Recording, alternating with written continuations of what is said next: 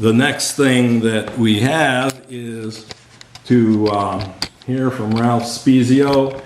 We had gotten together with him back just about 2 years ago, 2 years and a few months ago, when we were just starting up this committee. He came in and talked to us about what we should be looking out for and planning as we started tackling School 16. And then he went back and got pulled back into School 17. A brave man to go back and recreate the miracle. But if you can fill us in on how things are going, what things that we should be watching out for, and turn the floor over to you, Ralph. Yeah, thanks, John. Well, it's been just to give you a snapshot. For those who may not know, I was the principal of School 17 from 1990 to 2002. In 2002, I turned that building over as a state model. The governor came, it was a big deal. Mm-hmm. The state model was for a neighborhood school, community school. When I was a rookie principal in 1990, I stopped the busing. So I said, if we're going to be, I said, they just hired me. I don't know if they can, they just hired me. I don't think they could fire me right away. So I stopped the busing. I was open enrollment. And I said, if we're going to if our vision is to be a neighborhood school, then we can't do that with pulling children from all four corners of the city. We first have to become a neighborhood school and then a community school.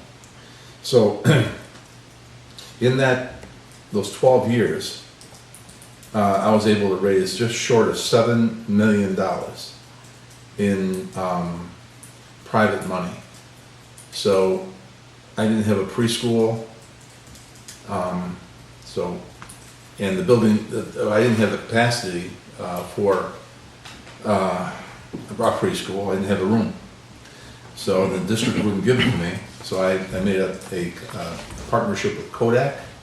We built the building in the parking lot of Edison Tech, divided it in 4 pieces, built the foundation at School 17, took flatbed trucks and brought it over. So then I put Montessori in that. So I had Montessori, full Montessori preschool. And then I got National NACES accreditation. I almost killed myself for that. That was very difficult. But full National NACES accreditation, first in the area. What's NACES? It's the National Center for Youth. It's an organization. I can never remember that. What are the initials stand? I'll get it in a second. Or you just leave that blank. I always have to. It's NACES, but it's NCYS? Is it state, national? No, it's national. National accreditation, that's fine. And it's a national school accreditation organization. It's a big deal. And so we had Montessori. Then I made a partnership. I wrote the book on partnerships during my tenure. I think that schools cannot operate in isolation. You're either you're part of the community, and the community is part of you. So I've said over and over again when I came back, you'll know if I'll know if I've done my job if I can't tell where the school ends and the community begins. Completely integrated. So there was an issue for access to health care, and I raised $1.2 million in private money with St. Mary's Hospital. It was St. Mary's at the time, it's Unity now. And we built the first health center in New York State attached to a school. It's open even when the school's closed. And no one's turned away. There's a sliding scale. And then about a year after, I made a partnership with the University of Rochester Medical Center. And then we brought Eastman, I raised another $1 million. We doubled the size of the health center. And we brought over Eastman Dental. Right now, there's 4 dentists over there. There's one operating room, they call it an operatory. And they're so busy, they're looking to make 2. No one's turned away, even if you don't have dental insurance. So I had a huge PTA. Every month, we filled the multi-purpose room, have some macaroni and bread and salad. I get $20 to a couple high school girls to watch the show a Disney movie. And it was a social event. Somewhere in there we got a meeting through all that. But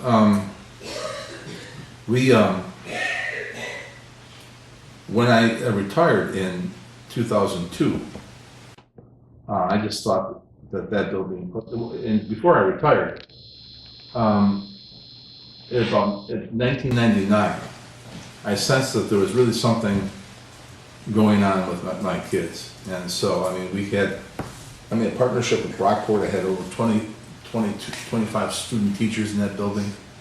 It was a state demonstration school. We had a urban teacher preparation program. 3 times more stringent than the regular teacher preparation program. 3 semesters, spiraling curriculum. And then I turned that staff over.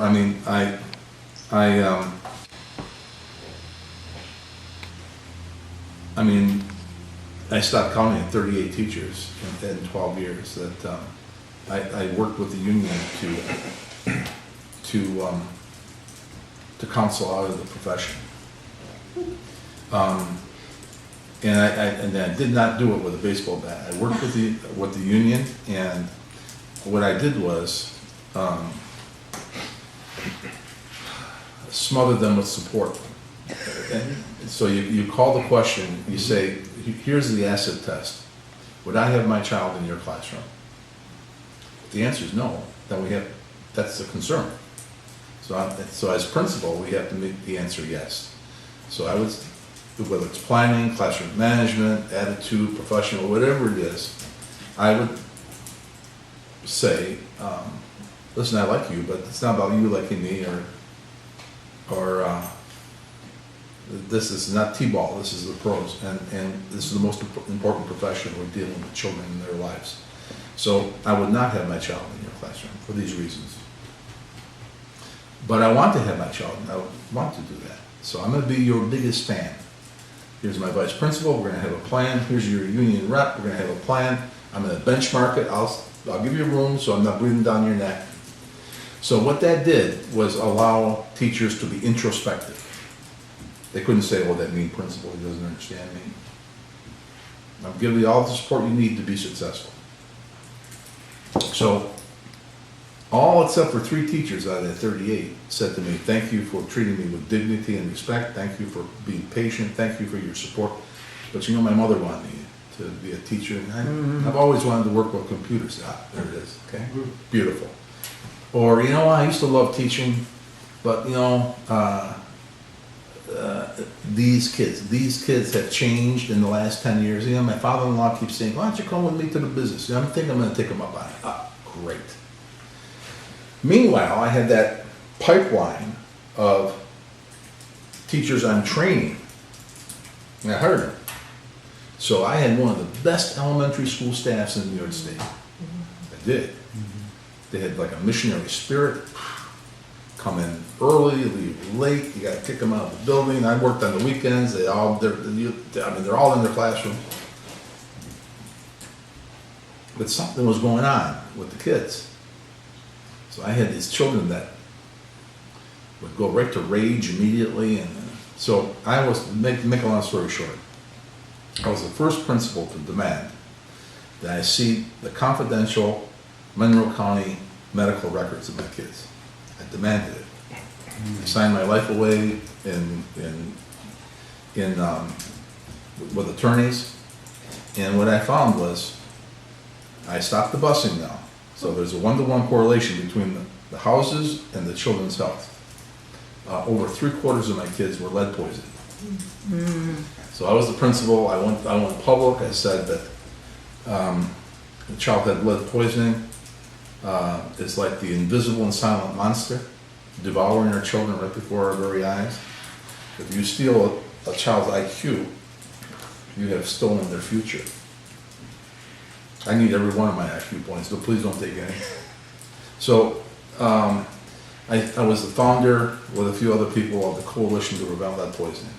The Coalition to Prevent Lead Poisoning is still very powerful in the city. They got national recognition. The EPA gave them a national award. So I handed that building off, expecting it to continue to go up. Oh my God, I was heartsick as I watched year after year what was happening. What was happening? Oh,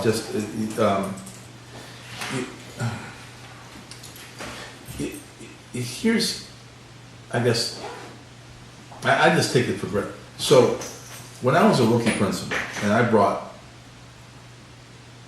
the Montessori program in, there was tension between the current preschool program, and there was a little bit of fear that the Montessori would take over.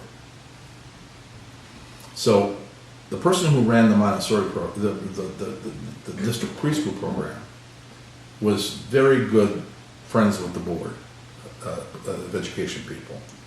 She had them on her boat, social. So my supervisor was directed to come and shut that down.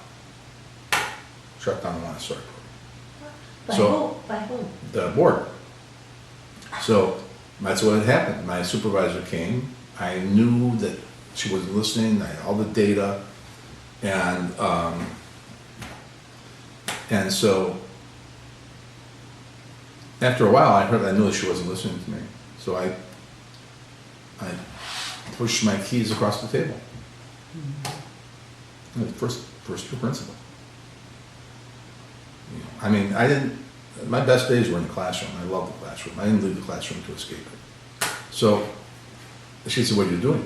I said, "I'm resigning. I'm the principal here, and I am responsible for these children. I'm not going to be your puppet." And I said it nicely, and we were friends. We still are friends. And she looked at the keys, and she got all red. And, I said, "We have to do the right thing. If Montessori is good for doctors' children and attorneys' children in the suburbs, it's good for our kids here."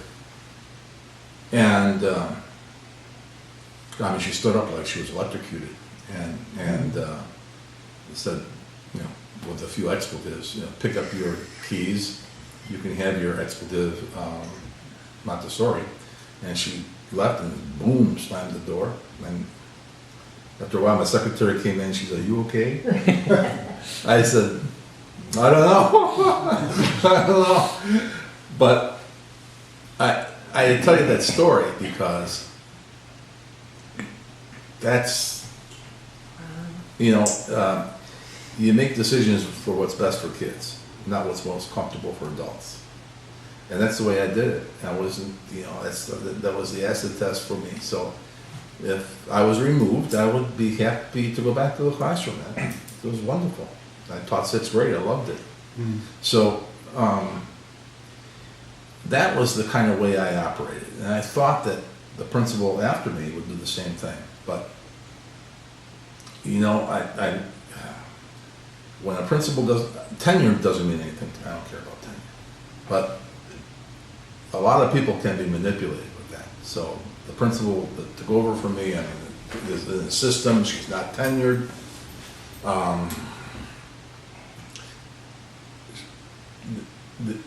Made a couple of decisions. She stepped in a couple of bear traps.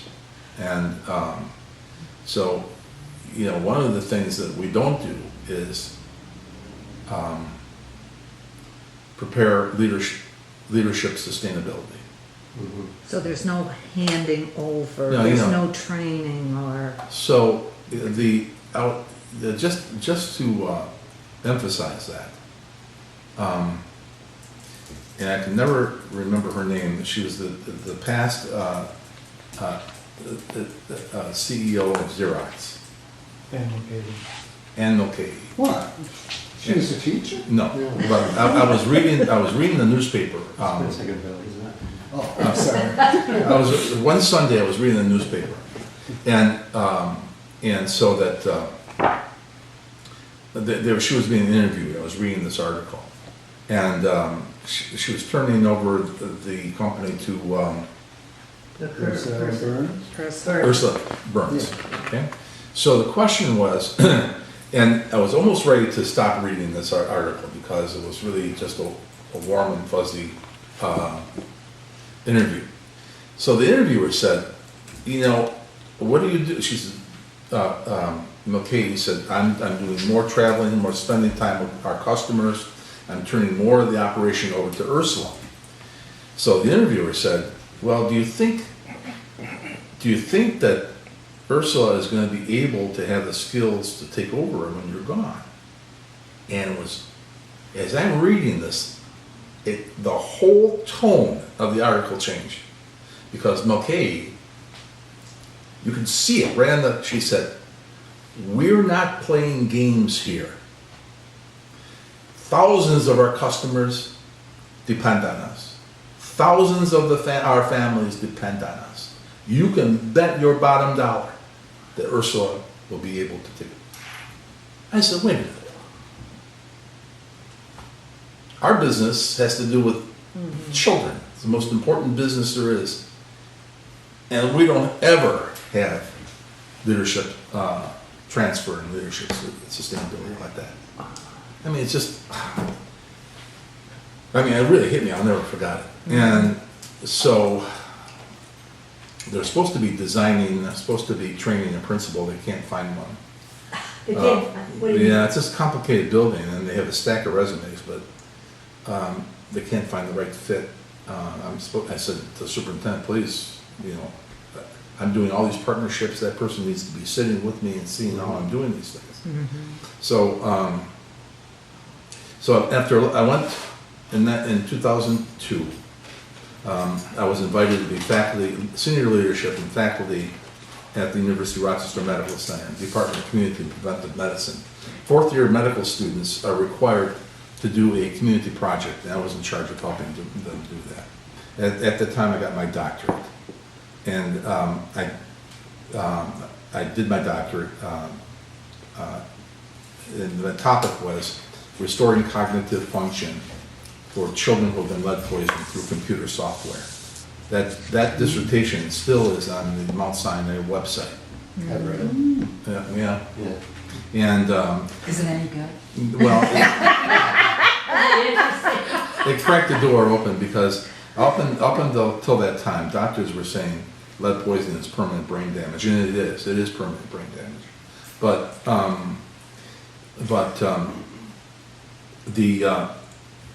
in the last 7 to 10 years, the research in the brain has rewritten the textbooks. So all the way through our senior years, we retain brain plasticity. We keep it. So we're able to regenerate, rewire, and it's most strong in children. So I say we can agree with the medical profession when we say lead poisoning is permanent brain damage. However, it's only permanent brain damage if educators don't diagnose and intervene and tap into the areas of the brain that need to be stimulated for regrowth. So we're in the second semester. We're going to do a randomized field study at School 17 with one of the best brain researchers in the nation, Dr. Debbie Corey-Schlechter. How do you spell it? It's Deborah Corey, C-O-R-Y, and the last name is tough. SLEC,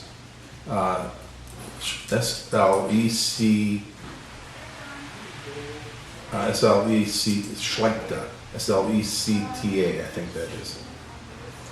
I have that on my phone, I forget if you need it. But, Brain surgeon. no, she's a brain researcher. So, so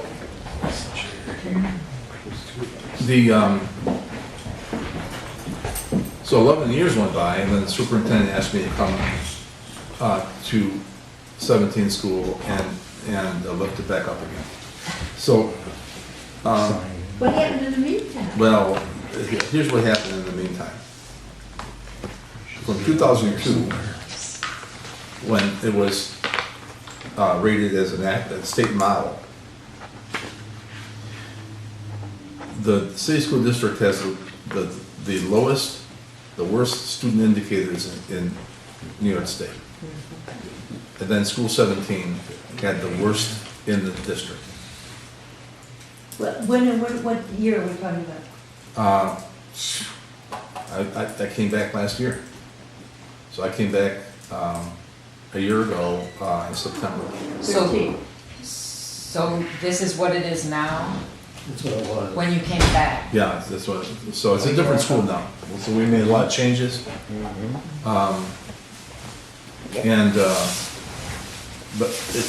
But we're not even close to being where it needs to be. So, Can you tell us what you did in 5 minutes, seconds? well,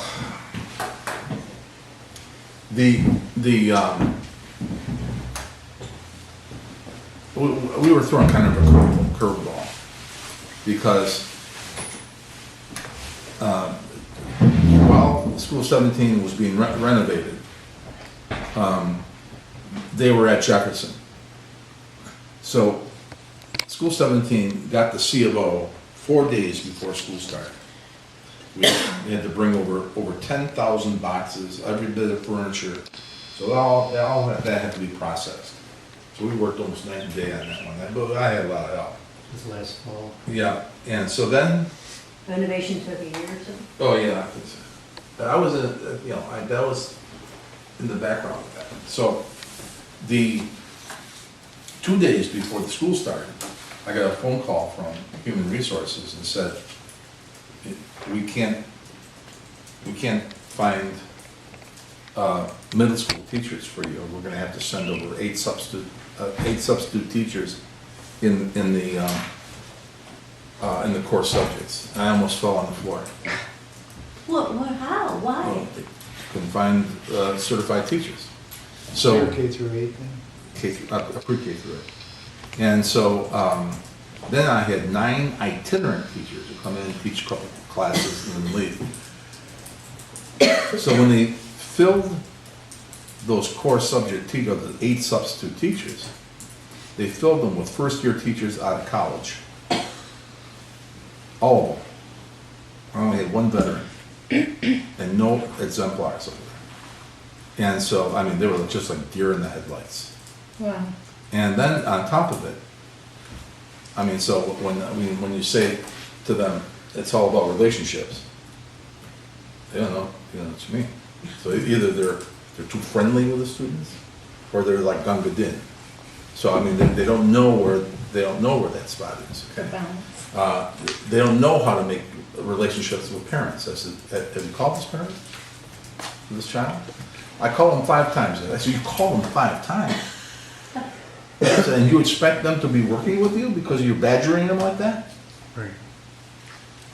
So, they don't know how to create trust and relationship. They're brand new. So about 95% of my energy and our intervention was in that middle school. Then on top of it, we were handed an extended learning time that was bookend from 3:30 to 5. So we went from 9 to 5. The regular teacher day ended at 3:30. A lot of them just went home. Psychologists, home. And then our community partners, YMCA, Charles House, and Ibero, who are wonderful partners, wonderful. But they're not certified teachers. They don't know how to do classroom management. I mean, so they do like volleyball games and stuff. They would come Are in. you guys now actually certified as a community school? Well, Is it we're working seen towards as it. one? Yeah, that's where we're gonna try to get the neighborhood school back. So, It went away when you, oh my God, so every single child, I stopped the busing, every single child walked to that school, 750 of them.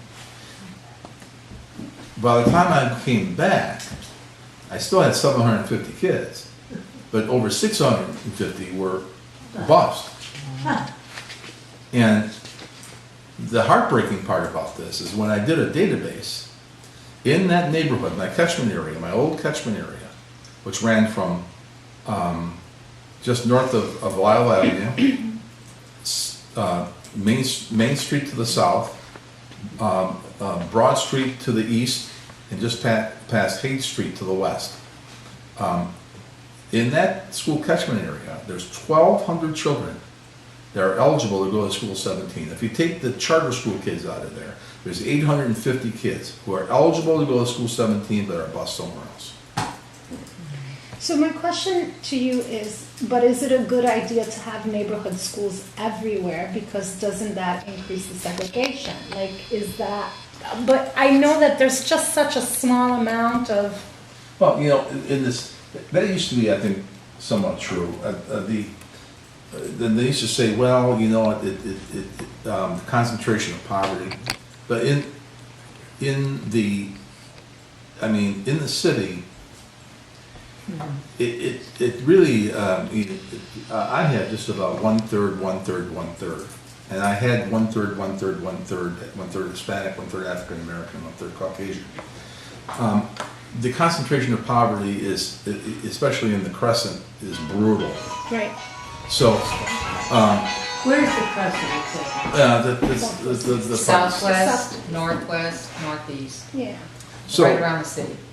so when it comes to, your question is a good one, because not every community lends itself to a neighborhood school.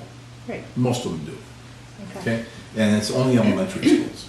So when we want to do wraparound services, Right. we have the health center, we have the dental center. Let me tell you a story. This is a story that I think will illustrate it. So last May,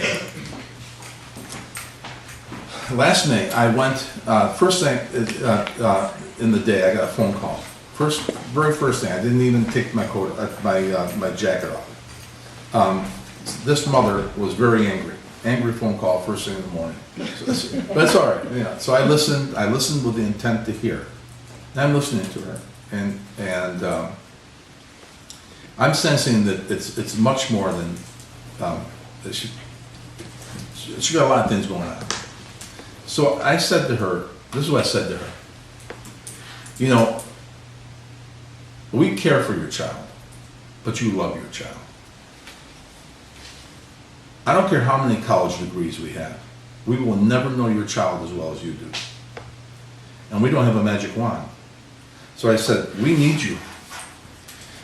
We need you here. We need you to be part of the solution to help us. So I said, I'll tell you what. Tomorrow morning, I'll clear my calendar at 9:30. I'll get some people in my office here around the conference table. And we won't leave here until we have a plan for your child. But you need to be part of that so we can partner and do this together. And there was silence on the other end of the phone. I thought she had, I was about to say, are you still there? Because I thought she was. But then she said, Dr. Spezio, where is 17 school? My heart broke. And my stomach flipped. So I talked to her a little bit more. Come to find out, she lives off Carter Street. Her baby is 3 months old. Her car hasn't worked in two months. She has to take 3 buses to get to 17th school. Do you think she's gonna come? No, absolutely not. No. It used to be that when it was all neighborhood school, if there was an infant, the cold weather, Right. with the family's permission, we'd take a couple people, just walk down the street, have a little meeting, so we could talk like this on the kitchen table. I knew every single family over there. I'd be walking in the neighborhood, they said, come on, you know, Spezio, come in, they're for dinner and everything. So, when it comes to having an elementary school, what happens when you have that neighborhood school is it's just like a little, see, the vision for School 17 is to be the center of an urban village. Right. The center of an urban, now think about that a little bit.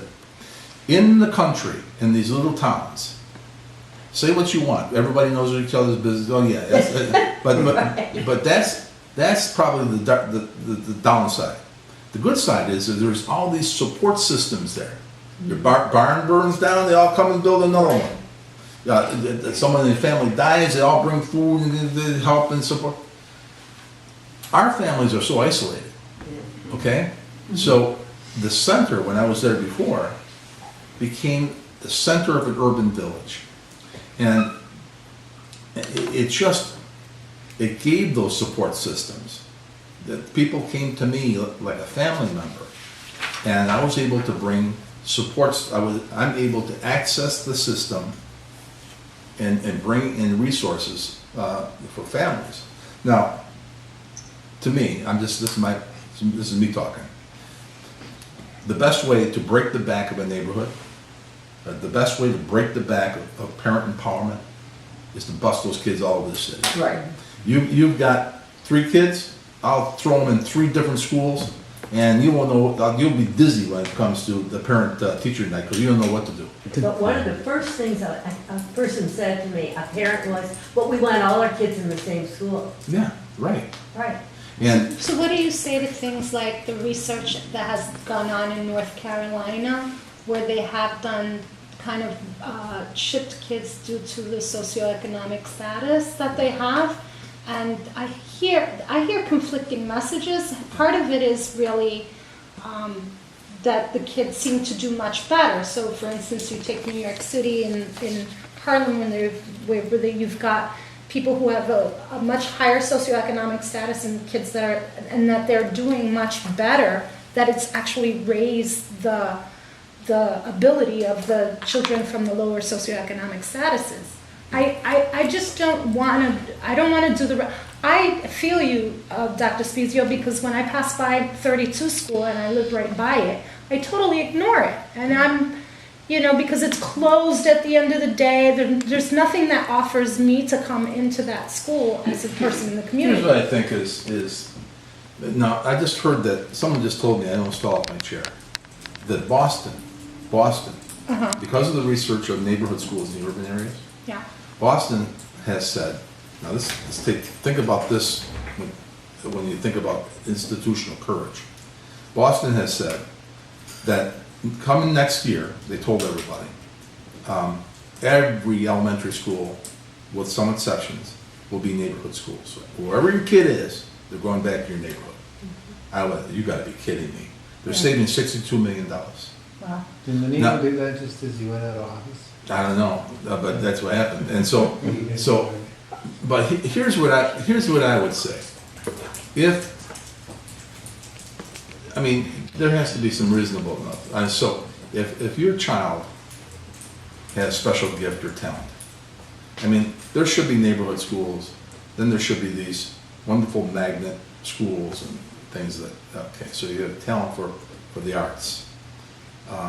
You should be able to say, I need to have more than this school can give my child, and you should be able to go. There should be waivers.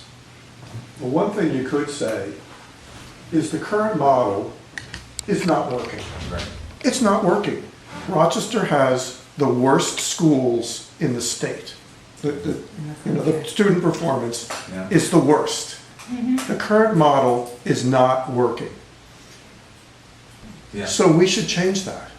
Because if we keep on with the current model, we'll get the same results. Absolutely. Here's another thing. Here's another thing that I think is some of the invisible This is why I'm so, I have to tell you, what you guys have done in the 19th Ward, this committee, is amazing because School 16 is a wood frame building.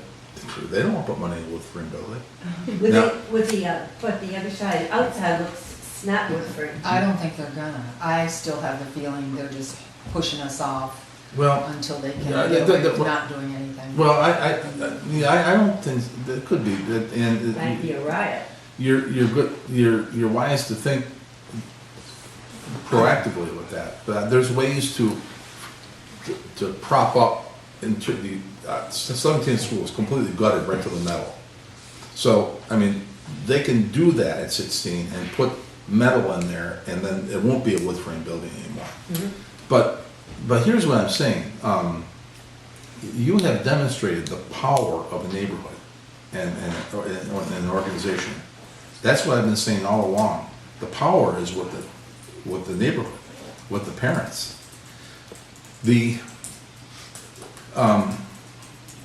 Let me tell you this. So what is it with the charter schools? Okay? All right. So listen to this scenario. Newness. Well, no. It's fine over left. I talked to someone tried to recruit me to be the principal of one of the charter schools, and I'll tell you about that story over lunch. But Very much. I had that conversation with him over lunch. But here's how it works. You get a family that, whether any definition of the family, and they sit at the kitchen table and they say, I want more for my child. So in other words, that person automatically says, I want to advocate for my kid. Education is important, I want more. So they go to the charter school, they bring the child, they sign, yes, I'm going to volunteer this, yes, I'm going to do this, yes, I'm going to do this, yes, I'm going to do that. They go to church, they pray about it. They go to where they put that in the lottery and they pick, and I think that's terrible to do to children. They do, because some are cheering and some are crying. Okay? And then they are advocating for the child. So I told my teachers, look, you can't get more powerful than that.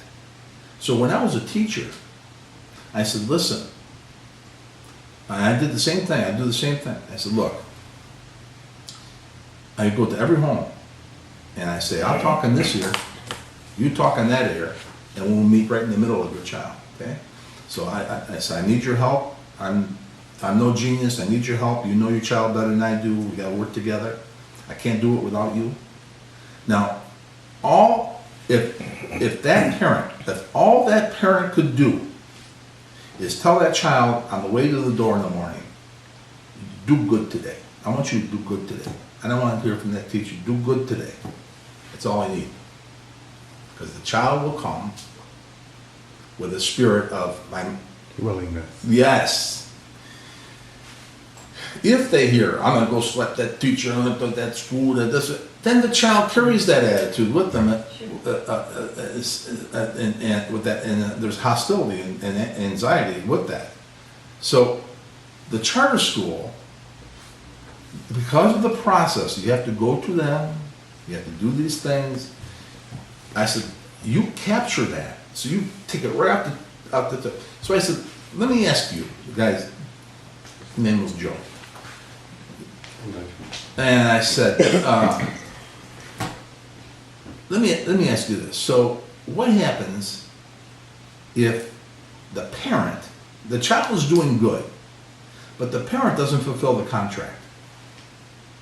I said, what do you do? He says, well, a contract's a contract. I said, okay, is that right? So he said, if we let some parents slide, then they'll all do it. Then so I said, then what do you do? He said, that child can make room. There's room. There's a waiting line for somebody to take his place. Oh my God, so they get sent back to the public schools Right. without the money following. So listen to this. Sorry. So I said, Joe, who's the? Let me ask you this.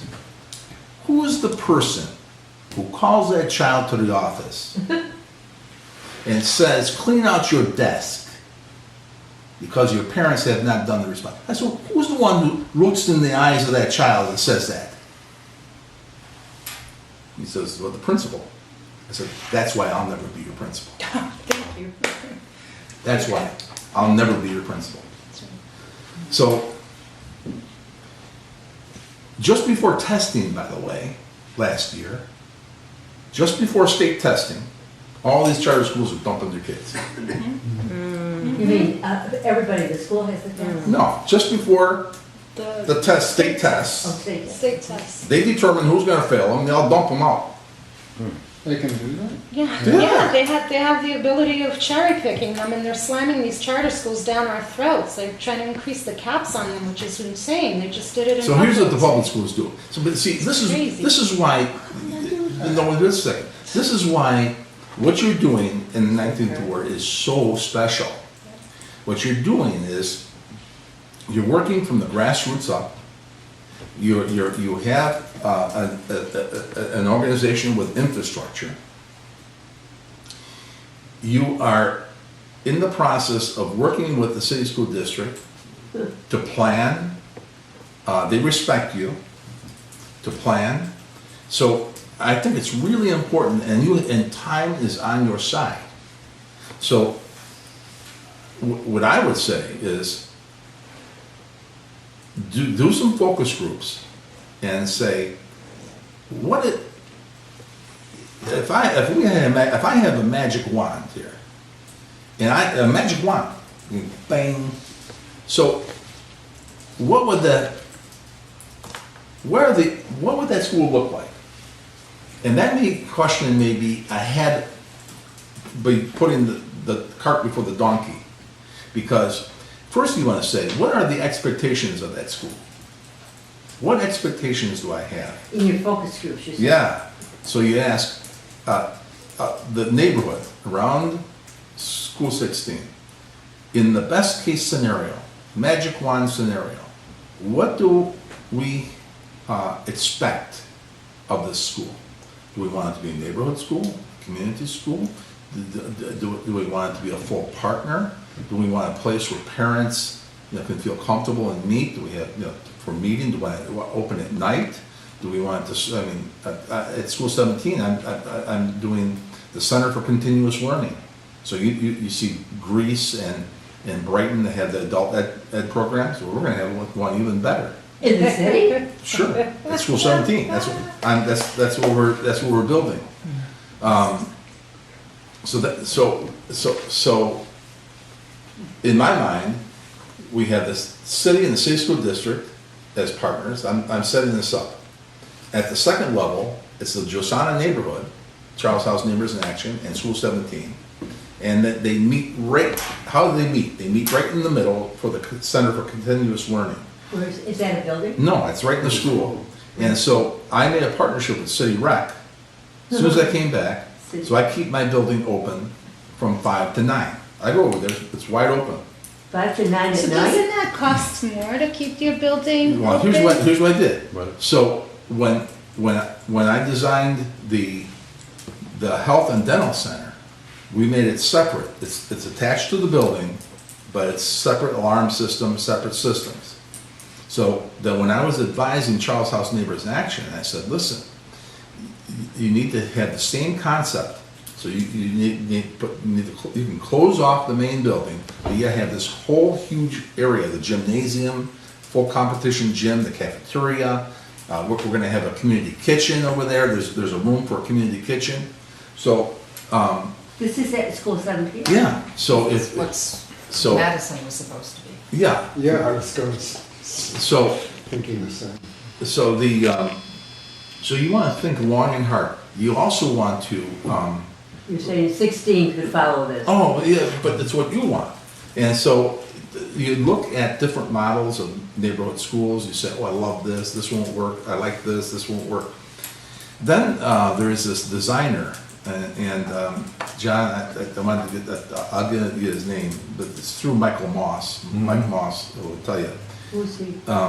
Mike's a friend of mine. Okay. Mike. And My guy. Your guy. Yeah. Is he an architect? Friend of Eleanor's. Well, Education consultant. Michael knows this guy, this architect, who makes wonderful designs for schools. Now, you see, I have a beautiful building, but I just made a partnership today. I'm gonna speak in front of them, with the Rochester Latino Rotary and the Rochester Northwest Rotary. They're coming together to do a project to bring green plants into my building. Okay, and then I took pictures. You see how big these pictures are? Just like this, of our children, and I'm gonna have them like 300, 400 of them all over all the walls, framed. No, pictures what? Of children, their faces. Excellent. I mean, Of the kids that are actually in there. on the building, okay? And we've got parent permission, and so as soon as you walk in there, it should knock you to your knees. Right. Okay, okay? The first thing you gotta know, that, and here's the thing that has struck me, and I think it's important for you as well, that I am no stranger. This is what really hit me. Now I'm getting ahead of myself. When I am no stranger to children who have difficulty. In 1990, crack cocaine hit the streets in 1987. I became principal in 1990. We had the crack babies. Now we're getting the children of those crack babies. Okay. Not only that, the poverty is different now. Remember, I have a very unique perspective on this because I was away. I was, at the University of Rochester pontificating over there with the professors. But how would poverty be different? There's no support systems. It's a little bit more mean-spirited. And families, I was talking to this mother, this poor mother, and as she was talking, I was saying to myself, oh my God, with all my resources, with all my education, with all my experience, I said, I don't think I could dig myself out of the hole she's in. You need binoculars to see where she is down there. And she's trying hard. She's trying hard. I mean, she's no slouch. It's all night, the nursing home, then she had another day job, and I was bleeding for her. Poverty is different though, I still don't understand what's different. And there's no support systems. So No support, sorry. No support. So I have never seen more fractured children. Last year, it hit me like a brick right out the 4th floor window in my head. I've never seen more, and I'm no stranger to this. But my God, there's 5 levels of stress. If you get stuck, if you have constant level 4 stress, night and day, come from a chaotic environment, night and day, the brain gets stuck there. It's like PTSD. It's like wartime. PTSD. Okay? Post-traumatic stress. Trust the story. Yeah. And Soldiers. it's like soldiers. And every once in a while, And Marines. level 5 is panic attack. It's level 4, you told me. Level 4, if the brain has a tendency, if you're hyper vigilant. You're always looking for danger. Okay? You always see Like in the service, now, protecting yourself. if you hear a loud voice, especially a loud male voice, that you have flashbacks. Like, you hear a loud voice, gets banged inside the head. So, children who've been traumatized, they've seen terrible, unspeakable things, or they've had terrible, unspeakable things done to them. They're traumatized. So they have triggers that make their memory go back to these events, or if they have high sustained stress leading to debilitating anxiety. So if the brain has anxiety or stress, it shuts down for learning. It goes into survival mode. This is for an adult you're talking about, Child. so you can Child. imagine a Yeah, child. both. So, Both. It reacts the same. So here's what I've been saying, and I'll say it right here. God forbid, if anyone around this table should leave this meeting tonight and see something terrible that traumatized you or had something terrible done to you, no one would ever blink an eye to say, you know, you need to get professional help so you can stabilize your emotions and be able to function normally. You know, no one would argue that. No one would look shame at you. No one would, and as a matter of fact, if you didn't get professional help, they say, you know, you better get some guidance. Why is it we have all these children who have been traumatized, and we know they've been traumatized? Why are we not doing anything? Right. This is stupid. So I spent all summer, I didn't take one day off, all summer, working with agencies. So there's so many things that we can do. They're not being done. And I'm putting these pieces in place before I leave. So, But no one is following you. well, here's what I'm saying. You have all this time to be building this model for your neighborhood community school. The other thing too is that as work with the architects, make sure facilities are at the table, because So can I just say this? I think it would be really helpful if he might be able to help us design a questionnaire that we could be using for the neighborhood. To ask, so that we ask the questions we should be asking about, you know, we'd be thinking, because sometimes you say, what do you want to see in a school? A survey. You might, yeah, survey, you might, that. Windows or something.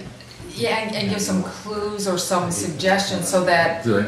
there's a thought as to what a vision might be. Right. Because, but just to get an idea of what we should be well, asking. Robin's good at that. Right. Yeah. You could guess, I. Well, I've been working with Ralph from the beginning when he went back to 17 school. And I've got to go to another meeting, that's why I wanted to excuse myself. But so Ralph will go on and explain this, but everything that he's saying, I've partnered, walked with him through the whole thing, and so I can help. Great, great. We did a survey 2 years ago. Yeah, but that's not the same, that's not what he's saying. Okay, no. My biggest concern is, Is it the same? It's looking for similar things. Yeah. Okay, so we need to pull the old survey, and then what's your question? so I love the idea, Eleanor, in having a survey go into the community, etc. And I love the fact that you're even thinking of architecture, because it's my understanding that most colleges, etc., that are built, the same people that built our prisons are the ones that built our schools. Yeah, It's an institutional model, which is Are you talking about private or public? I'm talking about public as well as colleges. The architecture that goes into them are the same people that built our prisons are the ones that build our schools normally. So I think it's an important piece. Where did you hear that? I don't want to know. I don't know, it's common knowledge. I've I heard don't that a think lot.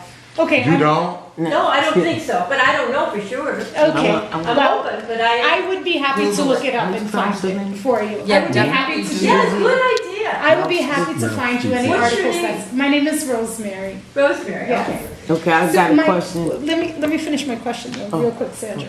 So my biggest concern about all the things that we want to do comes back down to funding.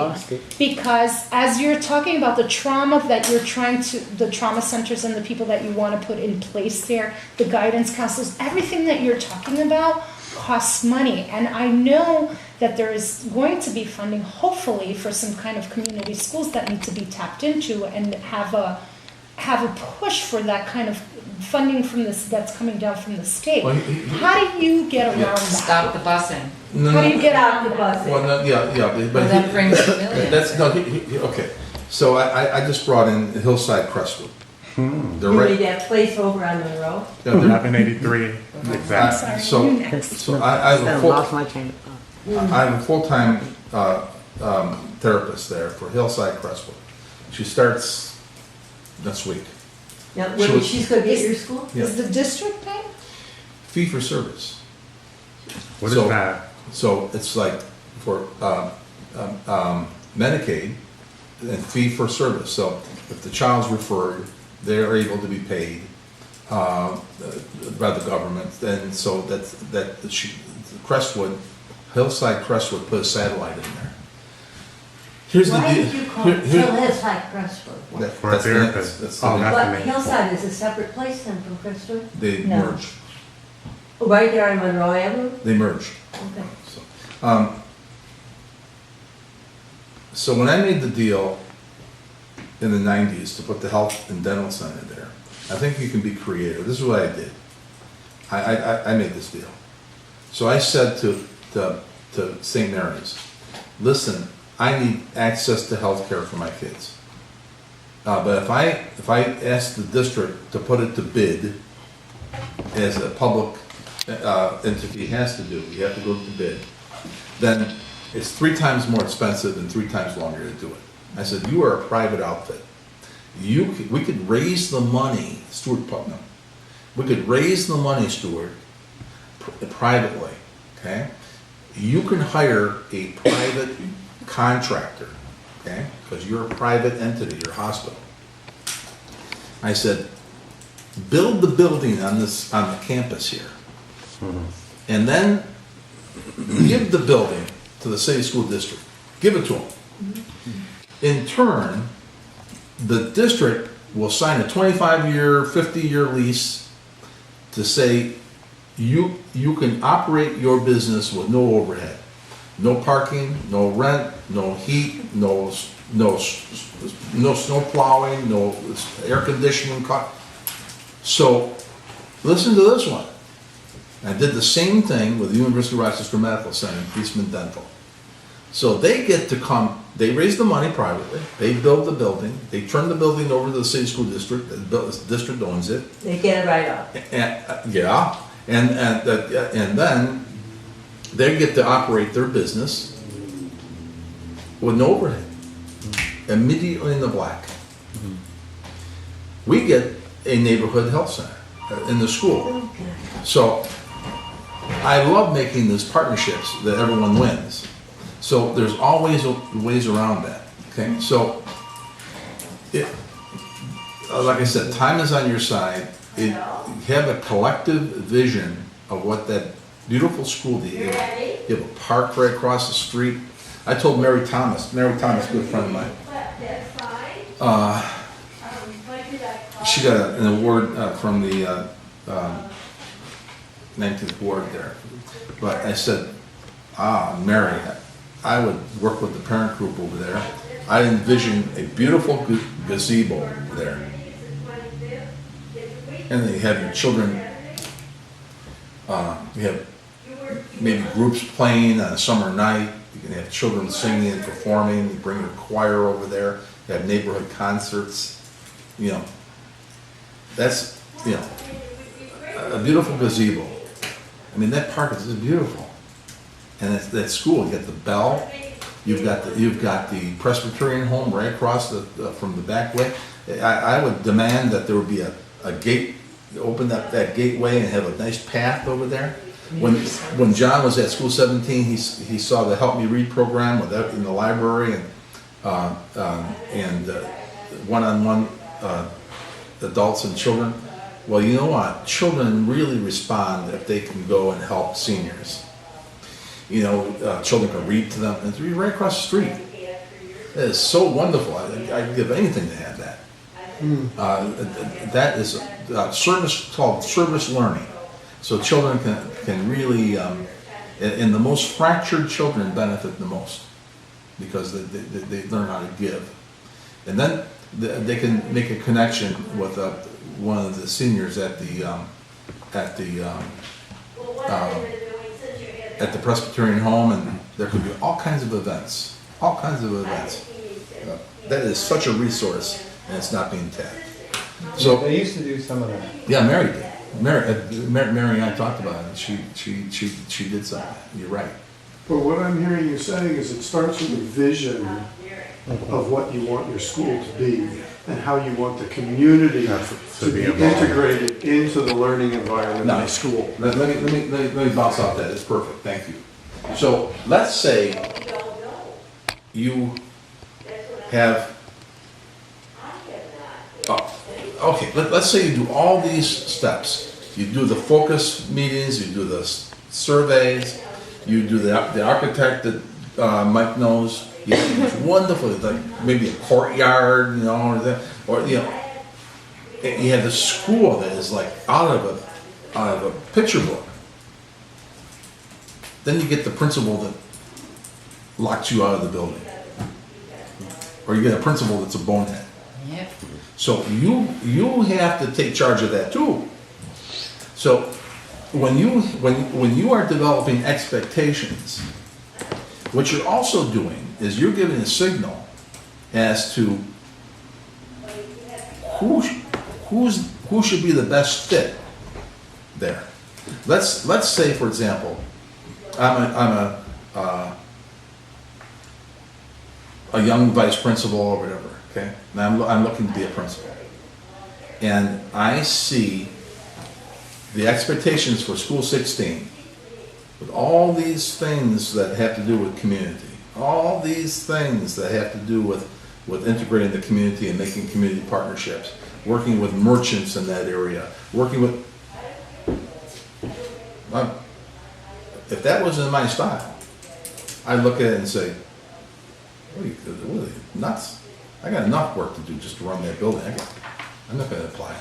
Yeah, and you've got a. So what you do is you are already screening out the ones that are not a good match. Then, according to the expectations that you identify, you ask me questions, I can't fake it. So either I'm tuned into this or I'm not. And you make the decision, but you gotta be at the table and you have to insist from the district that you have an equal place at the table. This is very important. I mean, this is major stuff. This is your school. So I say to this neighborhood, this is your school, I just run it for you. Okay? So, you know, I answer to you, you don't answer to me. I answer to you. See? A lot of principals think that everyone has to answer that. No. Exactly. No. I, as a principal, I answer to the community. I'm the servant of that neighborhood, of that community.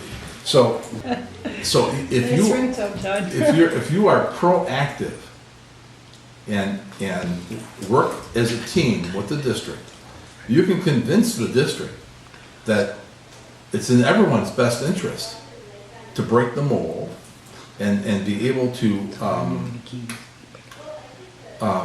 pick leadership there that embraces your vision.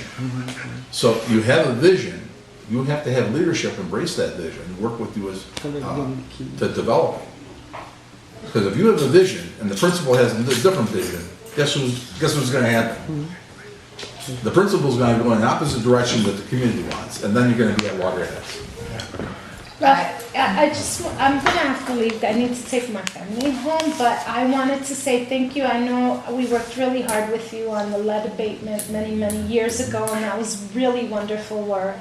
Also, Eleanor, I just sent you an email from the New York Times around school architecture looking like and why it's so the same. So we will make sure if you send it to her because I just found it really quickly. Actually, you should post that. What she sent me, I'll send it to you. I'm so sorry. I just want to commend you on doing a wonderful job. Yeah. Thanks, Sandra. Yeah. Did you remember what you? I know it had, I was going to ask the question about, because, he giving all his focus on the children, and the poverty and where they come from. But what happens when that child leaves school, and you got this skeleton, like you said, you got to teach them, like, a little at a time so they can get there. But what happens when they go home into that same environment, into that same chaos, into that same drama? And I also heard, this is what I heard her mention, not to cut you off, you have your school open from 5 p.m. to 9 p.m., correct? Yeah, it And does. this is why I believe that is really awesome, because you're keeping that child away from that same environment at home. They got to go home. Not the young kids. No, Not they got to go But home. listen, that's They the got thing. to go That's home. why there needs to be more programs, more tutoring, whatever it is to increase the educational part, the other sports parts, or et cetera, like that. If we get that Center for Continuous Learning going, you know, we made a partnership with Ibero. Ibero is one of the agencies that really can, I talk about, there's two kinds of conversations. There's the front porch conversation, and then there's the kitchen table conversation. If you don't know me, and I come up on your porch, you're gonna open the door like this, if you open the door, and you're gonna talk to me, and I'll be standing on the front porch. That's the front porch conversation, because there's no trust. You don't know me. But if you know me, and you trust me, you come in, oh, okay, you have to sit at the kitchen table, you do some coffee, then we sit down, we talk. So, Ibero is one of the agencies that are able to turn that front porch conversation into a kitchen table conversation. And what we're gonna start doing is, once we start building the Center for Continuous Learning, is to get some support systems. Support systems for children with lead poisoning. Supports, have diabetes support, have a doctor over there, you know, for sharing healthy menus. Hypertension, get a doctor over there. So people who have diabetes can exchange recipes and have a doctor to talk to for an hour and a half. The sky's the limit. The job training, we're gonna have Oasis over there at Satellite. MCC, I'm making a partnership for gardening. They heard me all throughout the building.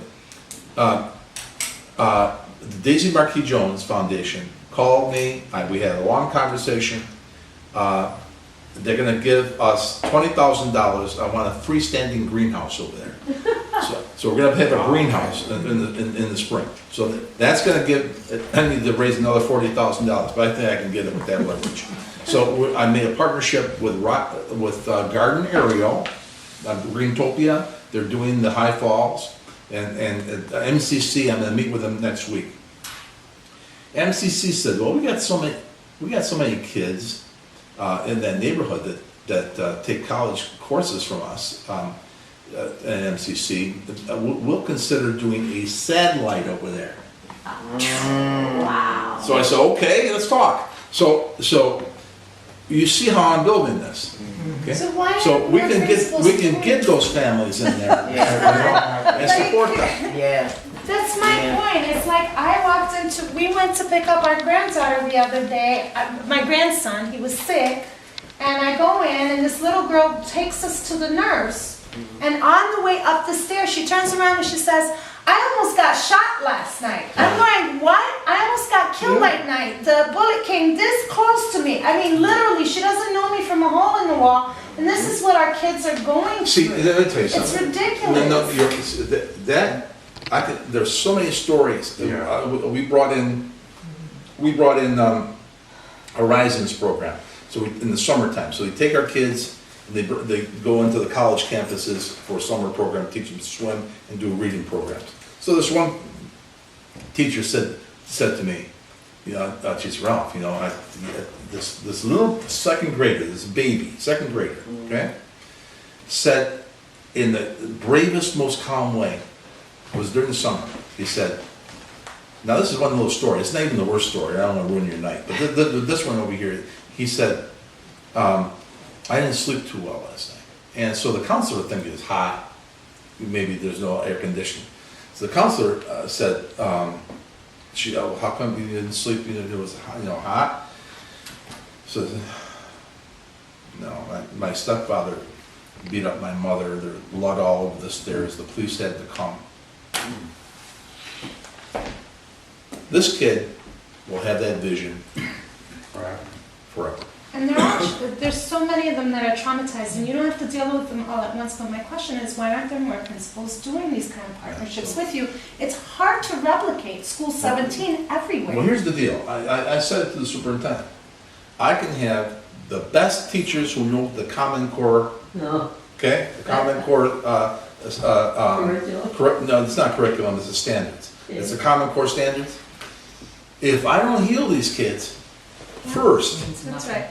if I can't relax them, provide them a safe, consistent environment, if I can't, and you're right, so we do that at home, they get bounced off the wall, you know, so at school, they get bounced off the wall at home. So we gotta I gotta get these agencies in there to be working with these families to give them support and do the best we can to get people who are also traumatized, parents, okay, to get help for themselves. So, you know, it's this vicious cycle that needs to be broken.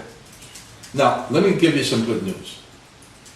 17 school had the worst attendance in the district when I took over last year. The worst attendance. And then also, it had this terrible racial tension between Hispanics and African Americans. It came over. I squashed all that because I'm not going to tolerate that. Okay? How'd you do that? Oh, I squashed it. And then on top of it, I did. You come over there, you won't see it. You won't see it. And then I have to tell you, this year we're concentrating on attendance. What are you doing? In kindergarten through grade 8, every single grade level, except for 2, are 95, 94% in the green. How are you doing that? The 2 that are not in the red, they're in the yellow, only about 2 percentages from the green. I'm gonna have every single grade level from kindergarten through grade 8, the goal, 95%. We're at 94, I have one grade level that exceeds, it's 94.4. I should have brought it with me. What are you doing? She asked a good question. I'm doing, it's multifaceted. There's so many things, it's like lead poisoning. There's so many things that you have to do all at once. There's no silver bullet. So you're highlighting it, I'm praising in the announcements, I'm writing letters to parents, I'm making phone calls, I have an attendance committee, I was able to get some AmeriCorps workers in there that's helping out. We are focusing and targeting different areas. So sometimes I'm asking for every classroom to have an attendance chart. To have an attendance chart in the main hallway in the school. I'm telling teachers, I want you to call home. First of all, to demonstrate you care about that child. Mm-hmm. Number 2, I want you to call home and find out what the problem is. Sometimes they have asthma. I'll give them a bus, okay? But I can't give them a bus if I don't know. See? Or maybe they need shoes, or maybe if it's cold out, they need a coat. I can get these things for it. I can do that. I need you in school. I can't drive that priority school bus out of the ditch unless I get those kids in school. So I want to have the best attendance in the district. And I'm going to tell you something. While they were at Jefferson, listen to this. I knew this coming in. I knew this. I knew it.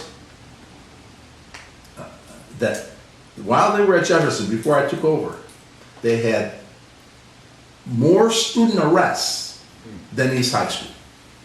What, for what? Kids going out of the building with their hands behind them. We wouldn't have not one. Mr. Spezio, is it possible that I could have your information? I'm running a campaign in Buffalo called With Attendance Works, and I'm also doing something here, which John is a part of, and Robin, around suspensions. We're putting together a report, but I would really love to pick your brain because we cannot figure out the solutions policy-wise in terms of attendance to get attendance to go up. He just showed you how he does. Well, I'm saying policy-wise. I was right? talking, we had an open house a few weeks ago. Even though we had all this busing, I like her. even though we had all this busing, I had the children write invitations to their parents, every grade level, to write invitations, please come and see my work. So we had over 400 people there. Did you have the work all displayed? Oh, yeah. And what parent after parent told me is, Dr. Spezio, it's a different school this year. Thank you. I mean, it was. I'm so sorry. They're realizing I- that there's a lot of changes taking Are place. you writing a book? Are you going to? We don't have enough time. Yeah, I mean, But you have to. Dr. Spezio, I mean, yours is a 24-hour-a-day job. Yeah, it is. And My eyes how can, still pop open at 3 o'clock in the morning and stare at the ceiling. Gee. yeah, I mean, how are you gonna get principals to do what you do? Well, it's a commitment. So, you know, Yeah. But no, you don't have anybody following you around. well. We should, so that we can, school 16 can be like that. So you do it little by little. The only thing that's gonna make the city school district change is making sure he's successful and then replicating what he does. And we can't expect them to do it because they're not invested in it. They're No. invested, I don't know what they're invested in. For but they're- themselves. The city school district, Listen, central office. Listen, folks, I am convinced you have captured, you, meaning the 19th Ward, this committee, and your organization, have captured the secret. When I retired, in 11 years, I still stayed, and with other people, Glenn Gardner, a few others, we helped to develop the leadership in that community. So, when they were designing the school, they ignored Charles House Neighbors in Action. We had I helped them with the strategic plan for that neighborhood. So they were doing the blueprints, like the neighborhood wasn't even there. Who was doing this? The architects, okay? Are they local? No. And so, Gilbane, and so the construction, the architects, so the Charles House Neighbors in Action, Louis Aponte, oh my goodness, he went to the board, to the city council, he got everyone at the table, he said, how dare you disrespect us, we have the roots of the community school. That organization forced them to put the gym on the first floor for access, to put the cafeteria on the first floor, to have a room set up, completely set up, the vents, everything, for a community kitchen. And it was the community that forced that, okay? So that's what you are doing is you've captured that. So what's important is that you continue your vision as a community, as what you want. That's your school. You send your kids there. So what are the expectations of that school when they get there? What's the expectations of the leadership there? Yeah, but they didn't follow you. That's what I don't No, understand. No, what he's saying. We have to do that for We have to 16. do that. Yeah, you do that, and so that's the engine. You're the driver, and so, and I believe this district will celebrate the fact that it has a neighborhood and a community that's taking ownership of their school and of their children's education. I believe that Bullhead Vargas will celebrate that because it's rare. And he realizes that's the secret, just like the charter school, remember I said, right? Yeah. Right? So that the power of children knowing that their parents and the neighborhood is embracing them, this is very important, is very powerful. I mean, they just sense that intuitively, children do. So then you select, after you select the design, after you do all those things, which is fun, what you have to do is concentrate on saying, okay, we can have the most beautiful school in New York. But if it's not run the way we want it, it will be a debacle. A debacle. Think about that. You've done all that work, and then you select a leader that doesn't align themselves with you. The leader must align themselves with you, not superficially. The leader must think right to their core that partnerships are important, that the school is part of the community's. Many principals say, it's so, let me tell you something, it's so difficult to run a building. You have all these different constituencies, you got all these different unions, you have all these different things. It's so easy for a principal to say, listen, I got enough to worry about. I don't need that. Meaning the parent group. Or the Or the community. So you have to have a principal that has this wide vision of saying, no. I need the community and the parents right and linking arms, because that makes my job easier and not harder. Okay, but I just want to say, as a Madison veteran of what was supposed to be a community school, Yeah, I know the what happened. Madison campus, Dr. Ray fought like this. Dr. Ray, who the community picked, the community named that school. He felt that way. He was able to determine, using a person that was very good with data, he was able to determine that the kids coming into his school were at the 3rd grade reading level. Now they were starting at 6th grade. So he was already at a deficit. The district came in, when they came to the student and family support, when they came to what's the planning team? The community planning team, the school community planning team, and said, what kind of school do you want? Give us your vision. And we said 6, 7, 8 or 7, 8. What would you like it to look like? This is before Wilson came in. They told us we also had to, no, this was after Wilson came in. They told us we had to look at a K through 8 model. And we're going, well, the school's not set up for a K through 8 model. They forced a K through 8 model on us. That was after they forced Wilson on us. And they used Wilson Foundation Academy. What does that mean? That's the high school. When they split up the high school, when they took Yeah. the big high school, made it 2, and said that it was because Dr. Ray wasn't able to get the grades up. Well, the issue was Dr. Ray was also complaining that you're putting rival gangs in one school, that you're not giving me enough administrators. When they broke that school, less kids, let's start back there. When they opened up that school, they said it would always be under 1,000. He had 1,200 kids in that school when it started. Number one, day one. Then, after the school had been running, he was warning them. He was saying, I need this kind of help, I need that kind of help.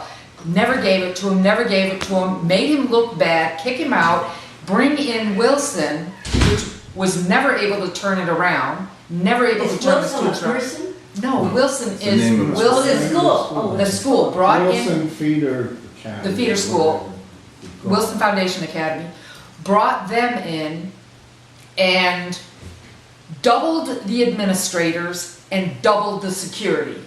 Good. And still they couldn't stabilize the school. They still had issues with violence, with not being able to get, and what they would do is blame it on, well, it's going to take 3 years till we get through the kids that he had. I mean, just excuse after excuse after excuse. This So is what the I'm school board? Yes, the school board approved, the administration approved. It was, Janie at that time. What I'm saying, the bottom line though is, what he's saying is, what Dr. Ray did not have was a community That's right. that launched up and said, no way. And that's what you have with School 16, That's what right. you've started here. Yeah. You can, by polling the neighbors in the area and asking, what do you want? If you're busing your kid to another school right now, if you could have what you wanted in this school, what would it be? What do you want? So that you're finding out, you have data. Does the community as a whole even want to have a community school? You need to find that out. Remember, this is really important. Eleanor's story is really important, because let me tell you something. Most people, and they'll tell you, when they see me in the school, you know, they know, it's like the teacher in front of the classroom. It's like I have a sense of ownership there. That's my school, okay? So they think, well, he's really pretty powerful. No, Dr. Ray, Good night. Dr. Ray had a powerful sense of ownership too. But the principal does not have the power, especially now. I used to make the waters part in the 90s, I was so strong. It's all micromanaging now, okay? It's different. So I still have power, but I'm getting it leveraged because they saw what I did last year and they're saying, oh my God, stay out of the way and let him do it. So Who is that? many of the people in the district. The Vulcan Barkers? Yeah, they just say, leave him alone. I think he's doing what he did before. But here's what the community has to understand. The principal does what he's told. If he can push back a little bit, but you gotta be careful. I mean, you gotta be careful. Because if you break too many noses, it's a situation that is politically very, very difficult. The community has tremendous power. So now, if you capture a vision collectively, you say, because of this vision, we now want this building to function in sync with that vision. Then the third thing is you got to get someone who runs it like you wanted to have it run. But if there's a problem there, then the community must be ready to mobilize. Let's go back to where you started at the very beginning, talking about neighborhood schools. Yeah. The community is most invested in a local school if your kids go there. Oh, yeah. If your kids go somewhere else and the school is down the block, you go, oh, it's in my neighborhood, but you know, my kids don't go there, they go over there. Yeah. So I don't feel as invested Right. in the building down the block. Yeah, you're right. So you've got to get back to getting the neighbors' kids all going to that school. And then the other thing too is, what I'm doing, the Center for Continuous Learning, is I just don't want the parents there. I want the residents in that neighborhood there. I want the senior citizens in that neighborhood there. I want everyone to feel that that is their facility. I'm going to have in the Center for Continuous Learning something that enhances everybody's quality of life. Are you having something for the summer? We're building it. Because all the city playgrounds have disappeared. Yeah, well, we're building it, and so we're building it little by little, and we have a couple meetings. The commissioner, two of the commissioners are really excited about it, so I think I'm optimistic. I'll give you an example of that neighborhood school concept. So I'm the director of Friends of Educational Excellence, and one of the schools that we partnered with for a couple of years was School 12 in the Highland Park neighborhood. Yeah. And the Highland Park Neighborhood Association is terrific. Oh, yeah. It's fantastic, right? Right. And so, when I first arrived there, I thought, wow, and they talked about supporting their neighborhood school, and their neighborhood school was School 12. Yeah. I mean, it was right there on South Avenue. I was very proud of that.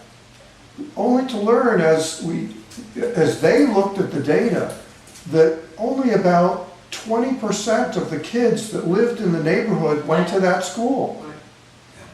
They went all over the place. They went all over the place. Here's So they have all this, family choice and whatnot. Well, here's what parents quickly discovered, because here's what parents quickly discovered.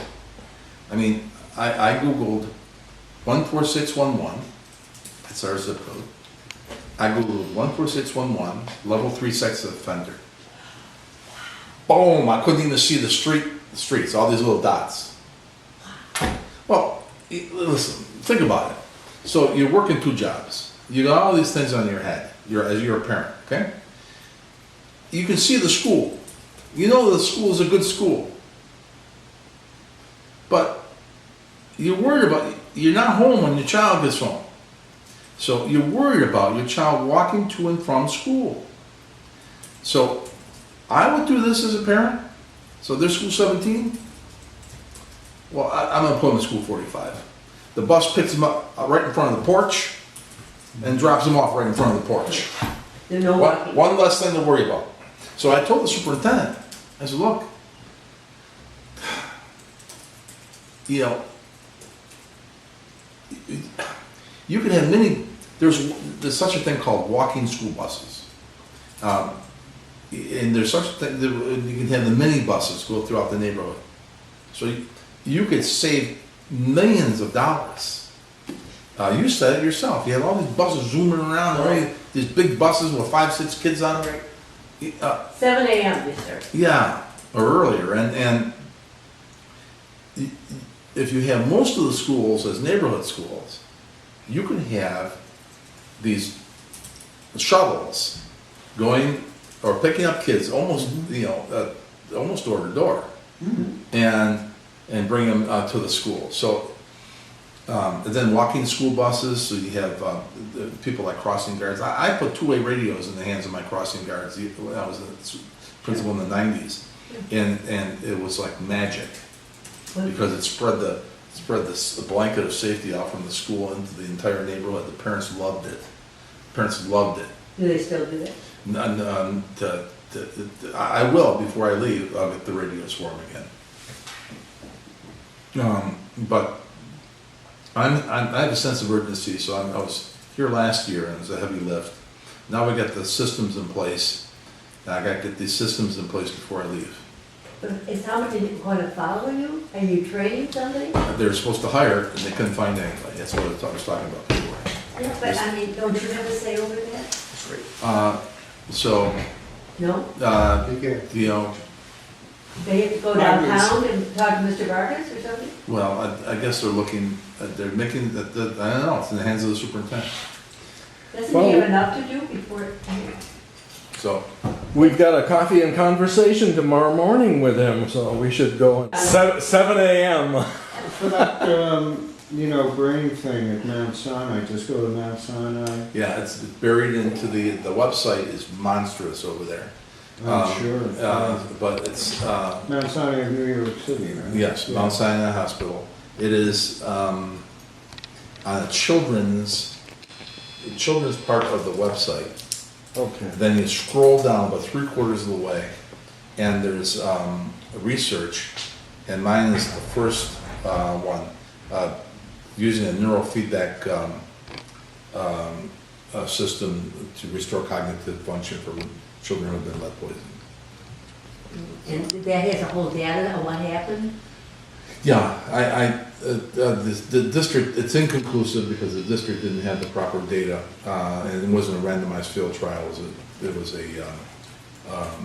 was a doctoral dissertation. What, your doctoral? Yeah. Oh, okay, so, But that's the significance of that is. good luck. Yeah, So is one of your partners Bishop Singleton? yeah. Help me read program. Help me read. Bishop Singleton. So are they at the table with you? Oh, yeah. I mean, Important puzzle, piece of your puzzle? he's one of the ones who has been with me through the 90s. And he's still there, so he's proven his dedication. Did you ever go to parochial school? No. You never did? Are you sure? So the significance of the dissertation is that it cracked the door open. And now, that's my dissertation, 5 years, is outdated now that this is now racing down the road. People are doing all kinds of research with restoring cognitive. And what's happened is, the gaming, the games that kids play, Yeah. there's offshoots of that. Is the CogMed is developing software to get kids off of ADHD medication. And then there's programs for seniors for memory, there's programs for children for memory, auditory processing, all this. I mean, it's good. And we're gonna do a study next semester, hopefully, to make the earth move. Thank you. One thing, you said there were some physical things in the plan. Can you just send me a list? Well, no, I mean, what you have to do is, when I was back in the 90s when I was there, the facilities department would sit at the table and make sure the contractors are using the best materials. Okay? So Tom Kesa? Tom Case is great. Yeah. Tom Case is great. I mean, he's an old farm boy. He speaks his mind, and he'll let you know exactly what he thinks. But I respect that. But what Tom knows his business. He knows his business. But what this construction process has shut them out. So now just the contractors are at the table. So what the contractors are doing is that they're using less quality. Now, they have to replace every one of my doors. Every one of my doors, because the laminate, I mean, the doors are no, they're coming off the hinge, even with normal use, because they don't have enough, it's poor quality. The water coolers, the water fountains, they're breaking every 5 minutes. And the other thing too, when I walked in there, I was so disappointed, because in the other building, when I was principal, when you walked into the main office, you looked, that was my office, you could see me at my desk, okay? And I'd wave to you, and if you want to say, I'd say, come here, come on. In other words, no appointment, you don't have to go, I'd ask the secretary. So if I was doing a confidential meeting with you, I'd close the door, but most of it was open. So there's that feeling that the community, there's the principal, you know, he's accessible, see? What happened was they moved the principal's office way in the back, buried. Terrible. In the same building? Yeah, they reconfigured everything. Now, if I had been at the table, I would have said, oh, no, you don't. I need to not only be accessible, I need to have the perception of accessibility. Well, thank you very much, Ralph. I really appreciate it. We're gonna. Congratulations, this committee is really amazing. So I'm happy I'm amazed at what you've done. I didn't think you were going to convince them to do that building, and that building is the heart of your neighborhood. It's beautiful. Persistence.